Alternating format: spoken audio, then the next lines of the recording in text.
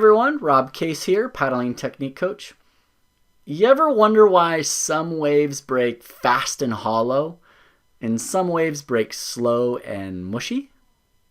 Let's try to understand this better in today's video.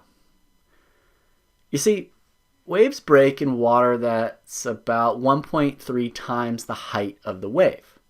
So let me clarify that. Waves begin to spill over at that point, what is scientifically called shoaling.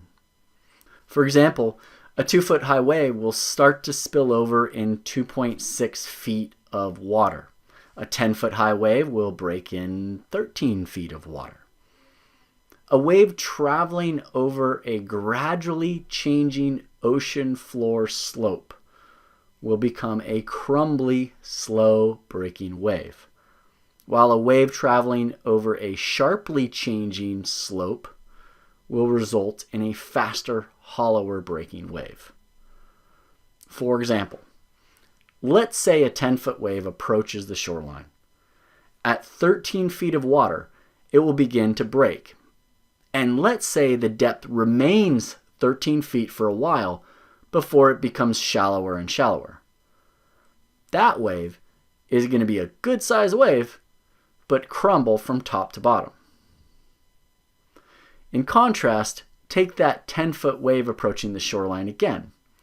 At 13 feet of water, it begins to break. But let's say this time it doesn't stay 13 feet deep. Immediately, the depth drops to 5 feet. That wave's energy is still moving into the shoreline and pitches forward, creating a barreling wave as opposed to the previous wave we talked about. These two examples discuss looking at waves in 2 dimensions, a y-axis moving into the shoreline, and a z-axis, depth of the water and height of the wave. But we should also look at this in 3 dimensions, adding in the x-axis along the shoreline. Water depths aren't always in a straight line.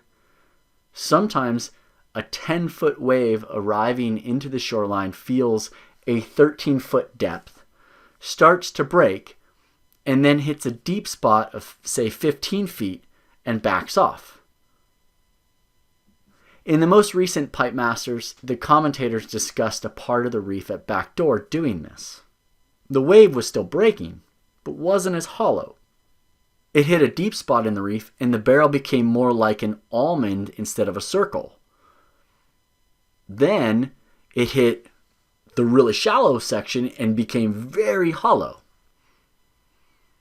In this case, a 10-foot wave hit, say, 8 feet of depth to start breaking, hit 5 feet of depth, and then jumped back to 8 feet, then ran the rest of the reef in 4 feet of water.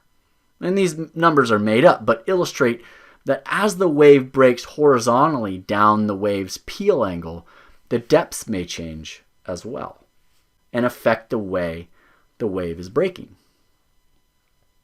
So next time you're out surfing, watch not only where the waves are breaking, but also how they're breaking.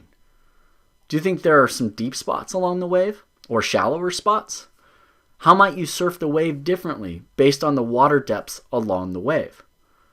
How might you line up to catch the wave? There's a lot of benefit to understanding the water depths and, more importantly, the changing of the water depths at the beach you're surfing at. Thanks so much for watching. Hope this helps you understand why some waves break fast and some waves break slow.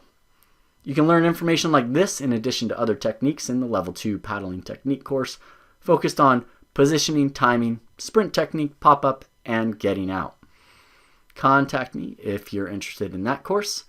And in the meantime, I'll see you in the water.